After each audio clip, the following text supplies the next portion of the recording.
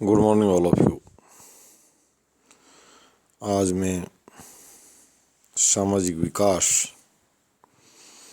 और समाज का आर्थिक विकास पर चर्चा करूंगा। मैंने पहले भी कहा था, सच्चाई और अच्छाई, good things should to be spotted by each and everyone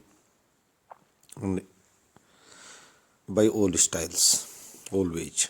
यानी हर तरह से, हर प्रकार से, हर किसी को अच्छी और सच्ची चीज़ की प्रशंसा करनी चाहिए। ये सुधार का सबसे बड़ा सूत्र है। और मैंने पहले भी चर्चा की थी, जैसे केरल में सिल्वर प्रोजेक्ट जो रेल का डाल रहे हैं, वहाँ की लेफ्ट फ्रंट की जो सरकार है, वाम दलों की, साधुवाद की पात्र। वैश्विक अर्थशास्त्री भी अगर चर्चा कर लें तो कोई नुकसान नहीं है। और भारतीय अर्थशास्त्रियों को मैं निश्चित रूप से कहूँगा कि वो 80,000 के आसपास करें डेली पैसेंजर्स को। बहुत ही, यानी हम रोडों पर जो कार चलाते बहुत कम गति हो, बहुत ऊंची गति से सुविधा मिलेगी। रोडों से कारें हटेंगी। वास्तव में कुछ तो करें, पेड़ कटने से प्रदूषण बढ़ेगा, ये पेड़ और लगवा लो भैया। बाकी एक बहुत, और अन्य राज्यों के लिए मैं यही कहना चाहूँगा कि वो जो high speed train, semi high speed train जो प्रोजेक्ट डल रहा, 54,000 करोड़ रुपए का, मैं जहाँ तक मानता हूँ शायद बड़ी से बड़ी प्रोजेक्ट में कोई अफवाह तो खैर भी मैंने इतना सर्च नहीं किया कि कोई एक आधा रेल या रोड का इससे बड़ा प्रोजेक्ट कोई हिंदुस्तान में लगा भी है क्या। पर लगा है तो कोई एक आध ही हो सकता है जो मेरी बात को क्रॉस करने के लिए कोई उदाहरण पेश कर दी, इसलिए मैं कह रहा हूँ। बाकी अपने आप में अपवाद है। 54,000 करोड़ की रेल परियोजना सड़कों से कारें हटाएगी। 80,000 परियोजना से लोगों को आवागमन की सुविधा होगी। और केरल जैसे कम क्षेत्रफल वाले राज्य में 540 किलोमीटर के आसपास का ट्रैक है, तारीफ के काबिल। इसके लिए मैं बिल्कुल मुख्यमंत्री केरल और उनकी सरकार को साधुवाद दूंगा, ढेर सारी बधाइयाँ दूंगा और ईश्वर से प्रार्थना करूंगा कि सिल्वर रेल प्रोजेक्ट केरला का जल्दी जल्दी पूरा हो। कहते हैं अच्छाई, रोल मॉडल बनना। आज मैं यही बात कहना चाहता हूँ, रोल मॉडलिंग की जरूरत है। यदि 3 व्यक्ति को अच्छा कार्य करे, चौथा प्रेरित होता करने के लिए। वहाँ 4 लोग अगर बैठे हैं, आप कहीं देखिए, आप कर्मशीलता देखेंगे, 3 चाहे वो पॉलिटिशियन हो, 3 मुख्यमंत्री, किसी भी क्षेत्र के लोग हों, अगर उनके समकक्ष अन्ना अच्छा कार्य करें तो चौथे व्यक्ति को शर्म आती है। अच्छा कार्य नहीं करते वो अपने आप को पराजित मानता है। तो मैं अन्य सरकारों से कहूँगा, अभी ढेरों सारे प्रोजेक्ट लेकर आने हैं। और जो सांसद, निर्वाचित सांसद हैं, मैं ये थोड़ी सी उनसे विशेष रूप से कहूँगा, वो बड़े श्रमशील हो चले, अपने क्षेत्र की परियोजना उठाएं। राजस्थान के सैनिकों को जम्मू जाते समय अनावश्यक रूप से दिल्ली और हरियाणा का बहुत बड़ा क्षेत्र तय करना पड़ता है, और तब से करना पड़ता है। आज से मेरे पिताजी भी 60 साल पहले सेना में आए थे, भारत चीन युद्ध के समय 1962, मुझे याद है। और उनसे तो बहुत पहले की बात, मैं उस बात को कर रहा हूँ। आज 2022 चल रहा है। मैं राजस्थान और गुजरात के सांसदों से विशेष रूप से कहूँगा, गूंगी न बने। जोधपुर के सैनिक को जम्मू जाने का क्या रास्ता हो, अजमेर वाले के लिए क्या हो, यानी जम्मू से इस तरह का ट्रैक हमें सीधा मिले कि अनावश्यक रूप से दिल्ली की यात्रा नहीं करनी पड़े, रेल या रोड जैसा भी हो। और मैं ये भी कहूँगा, सीमावर्ती सैनिकों को सिर्फ रेल की पास की सुविधा नहीं दी जाए, हर राज्य की जो परिवहन सेवाएं हैं, चाहे निजी सेवाएं हों, वो सैनिकों को मुफ्त बस यात्रा का भी लाभ दें। इससे उनकी जर्नी और उनके जो रूट है वो छोटा बन पाएगा और वो अपने गंतव्य पर जल्दी पहुंच पाएंगे, घर या गंतव्य पर। तो सिल्वर लेन जो प्रोजेक्ट है, दूसरे राज्य भी उसको आजमाएं। और मैं ये कहूँगा, वहाँ जो विरोधी दल है, कांग्रेस है, वहाँ विरोधी दल की भूमिका में, जैसे मेगा पार्टिकल कितना पर्यावरण चाहिए, वो हमारे चैनल के साथ आए। मेगा पार्टिकल ने इतने पेड़ अपने हाथ से लगाए नहीं होंगे। मैं ईश्वर के सामने ये प्रण लेकर मेगा पार्टिकल को साबित करूँगा, उससे कहीं ज़्यादा वृक्षारोपण मैंने मेरे हाथों से कर रखा है। ये मैं उस कार्यस्थल पर, कर्मस्थली पर ले जाकर दिखाऊंगा कि लोग उसे उदाहरण स्वरूप बताएंगे कि इतना बड़ा तेरे हाथ से आज तक नहीं हुआ है वृक्षारोपण, जितना जो आपके समकक्ष खड़े हैं, सामने खड़े हैं, कर रखा। तो पर्यावरण के लिए पेड़ों का बिल्कुल जाल बिछाया जाए। पेड़ों को ये जो धरती है, पेड़ श्रृंगार है, इसको अलंकृत कर दी जाए, ज़्यादा से ज़्यादा श्रृंगारित कर दी जाए। पेड़ों के पक्ष में, परंतु यदि कहेंगे एक बार कट कर इतना बड़ा लाभ हो रहा है तो उसे अनावश्यक रूप से राजनीतिक लाभ के लिए या अपना मीडिया की सुर्खियाँ बनाने के लिए ऐसा कार्य नहीं किया जाए, बिल्कुल उसको प्रमोट किया जाए। बहुत ही मजबूत परियोजना है और केरल के आर्थिक विकास के लोगों की सुविधा के लिए है और उसको विरोधी अप्रिशिएट करें। आज यही बात दोबारा फिर चल पड़ी। ये चीज़ दूसरे राज्यों के लोगों के सामने आ रही है। जैसे आप दिल्ली में देख रहे हो, दिल्ली में कांग्रेस की स्थिति कहाँ चलेगी। पिछले चुनाव में अधिकांश सीटों पर निष्क्रियता यानी जमानत जब्ती। राजनीतिक दल के लिए पॉलिटिकल जो शोधार्थी उनको बुलाएं। यार ये 10 जनपदों में बैठे लोगों को सिर्फ न सुने, उनको इतनी पॉलिटिकल समझ नहीं है। वो लोग मियाँ मिट्ठू तो बन सकते हैं, बहुत बड़ी प्रशंसा कर दें उनके किसी के परिवार की, चढ़ा बढ़ा कर, ये बातें काम नहीं करती। मैं वैसे किसी से लगाव या अलगाव नहीं रखता किसी राजनीतिक दल से। मेरा कहना ये है कि सभी को सुमार्ग दिखाना,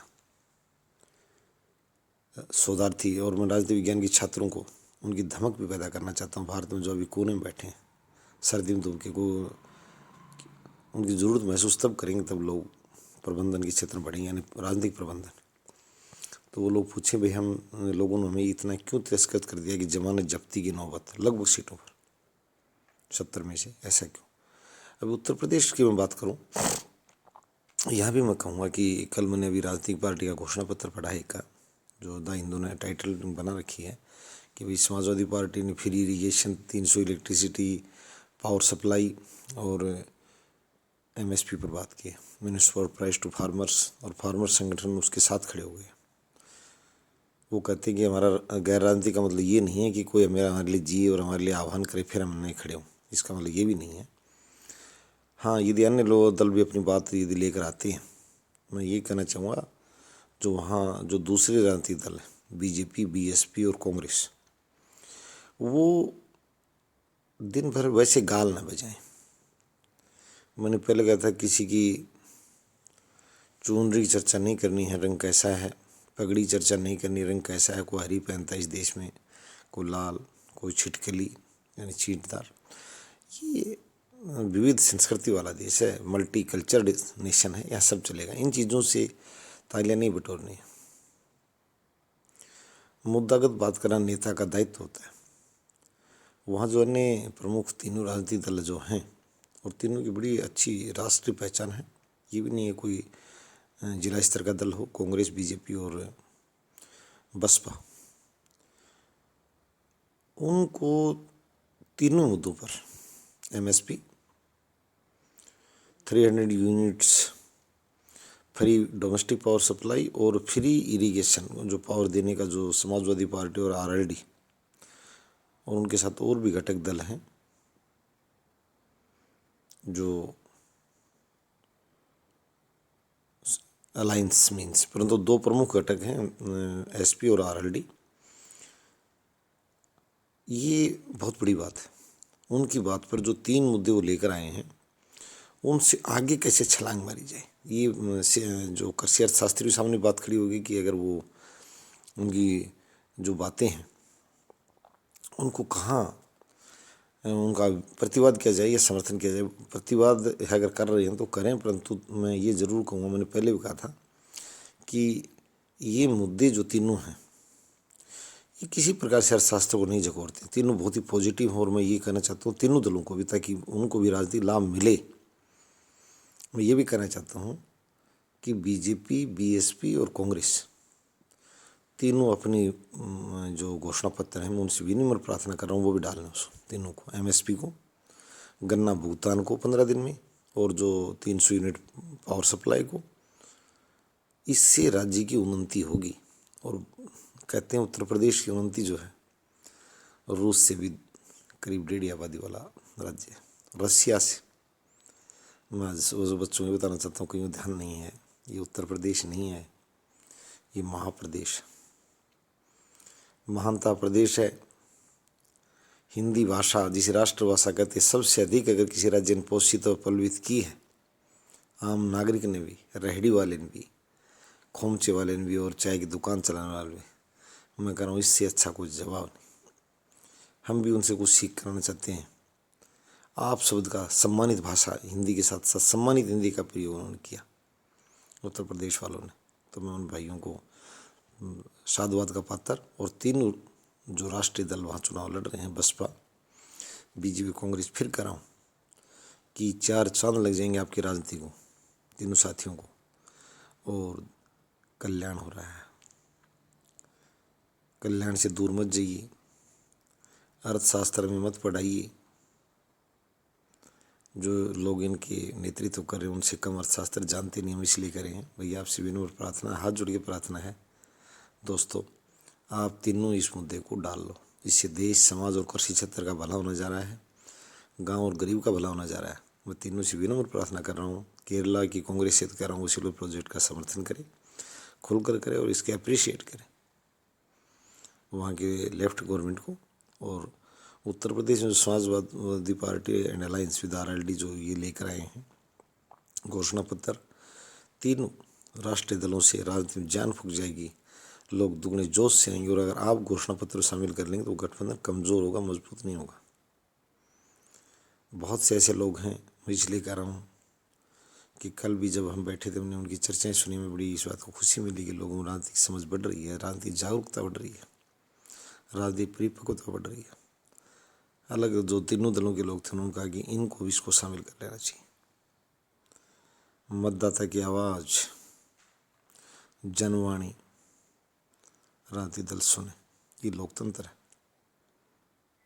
जो मायावती जी का, अखिलेश जी के साथ साथ मायावती जी का और योगी जी और जो प्रियंका जी हैं, उनके समर्थक चाहते हैं कि ये घोषणा हमारे दल भी शामिल कर लें। वो उधर जाना नहीं चाह रहे, परंतु वो करें कि उसकी घोषणाएं, ये बात यहाँ, मैं इसी को मैं हमेशा कहता हूँ चैनल पर, बात सच्चाई और अच्छाई। उन दलों के बड़े कार्यकर्ता और जो घाक समर्थक हैं वो कहते हैं बड़ी मजबूत घोषणाएं लेकर आया है ये। बड़े लोग उसको लड़का के नाम से बोलते हैं, लड़की अजीत सिंह का लड़का, मुलायम सिंह का लड़का, यहाँ तक बोलते हैं उनको। तो मैं कह रहा हूँ इन दलों से मेरी विनम्र प्रार्थना है, मॉर्निंग समय बड़ी सफल रहेगी हमारी सभा, प्लीज़ आप भी शामिल कर लें। धन्यवाद।